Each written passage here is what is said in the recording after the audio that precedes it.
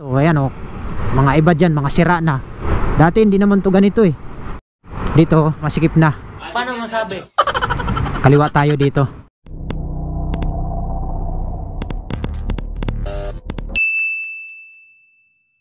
Okay, so yan mga amigos, nandito na tayo sa highway no. So dito muna tayo sa stoplight, nakago pa. So papasok na tayo ng work natin papuntang Malabon. So didiretso tayo doon. So guna tayo, guna. Oh, full brake, full brake. Okay, so yun, dito na tayo, tawid. Yun. Okay, let's go. So tuloy-tuloy na tayo sa biyahe natin papuntang Malabon no. So work time na naman tayo, araw-araw na lang. Araw-araw sipag lang tayo para sa daughter natin. So kailangan natin mag work. Yan ang buhay, mahirap. Sabi pa nga nila, kapag may tiyaga, may nilaga. Kaya tuloy-tuloy lang tayo sa ating work. Siyempre habang nagwo-work tayo, mag-ipon din tayo. Hindi yung puro waldas lang tayo, mahirap na. Lalo pa sa ngayon medyo tumatanda na tayo. Kailangan natin mag-ipon. Okay. So ingat lang tayo dahil medyo malalaki na yung mga truck dito. Medyo nakaka-traffic na. Yan, lalaki ng mga truck pa naman dito. Napakahirap pa naman dito mag-singit-singit. Ginusto mo yan eh. Paano? Nakaka-traffic dito. Itong kasi mga basura dito ng Maynila. Yan, yung mga truck na yan dito lang nakapark. Ginawa nilang parkingan na yan dyan. Lalaki pa naman ng mga truck dyan ng mga basura Ayan grabe pa naman mag-park dito. Kaya nagiging 2 lane na lang. Dating 5 lane to. Ayan halos lahat pinarkingan na nila. Ayan mga iba dyan, mga sira na. Ginawang parkingan na to dito na Smoky Mountain ng mga truck ng basura na ng Maynila. Ayan diba? Ayan iba dyan, sira na yung truck, nakatambay na lang dyan.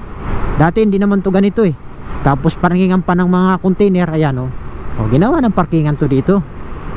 Kaya nagkaka-traffic na minsan dito. Dito lang yun sa may Smoky Mountain. Pagtawid mo dito sa tulay na to, nabutas na. Ayan. Lalaki pa naman mga truck dito. Dito sa kabila kasi kuan Skyway. Yan, Inlex papunta doon. Ayan So dire-diretso lang tayo. So nandito na tayo sa may bandang nabutas na. Sa may Marcelo papuntang C3. So tayo ay papasok ng Malabon. Doon yung work natin sa Malabon. Okay, so kita-kits na lang tayo mamaya mga amigos pag malapit na ako doon sa store namin sa Malabon. Okay? 5 minutes later.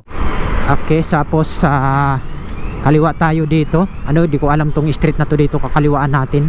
Di ko matandaan. Alam mo yung pagkatanga ito. Papasok na tayo ng Malabon. Medyo masikip na handaan dito kasi pag pumasok ka na dito sa iskinita nito, masikip na. Dito lang yung maluwag sa C4. Dito masikip na. Paano masabi? Kaliwa tayo dito. Okay, so yan, pinagbigyan tayo ng mga motorista. So ito na yung masikip dito na daan. Di ko alam kung anong street na to dito sa may Malabon. Di ko na matandaan. Pagkaalam ko Manapat Street ata to. Basta di ko alam to. Pagpasok mo kasi ng Malabon, masisikip na kasi ang daan dito maliliit yung mga daan. Di ko natandaan to. Manapa Street ata to. Tama. Mayroon na akong nakitang street Manapa nakasulat. Tapos pagtagos natin doon San Agustin Street, doon na mismo sa malapit na sa ating work sa may Store 1 Malabon. Yan, dire-diretso lang tayo.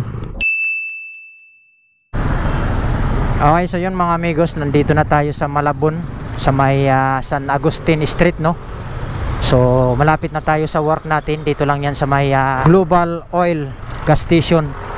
Dito tayo. Ayan, sigurado bukas na sila. Late na tayo Ayan, dito na tayo. Ayan, bukas na nga sila. Yan yung Global Oil. Dito tayo papasok. Okay, so ito yung katabi Honda. Dito na tayo sa may Store 1. Ayan, SG Moto. Saan natin i-park yung motor natin? Dito sa gilid.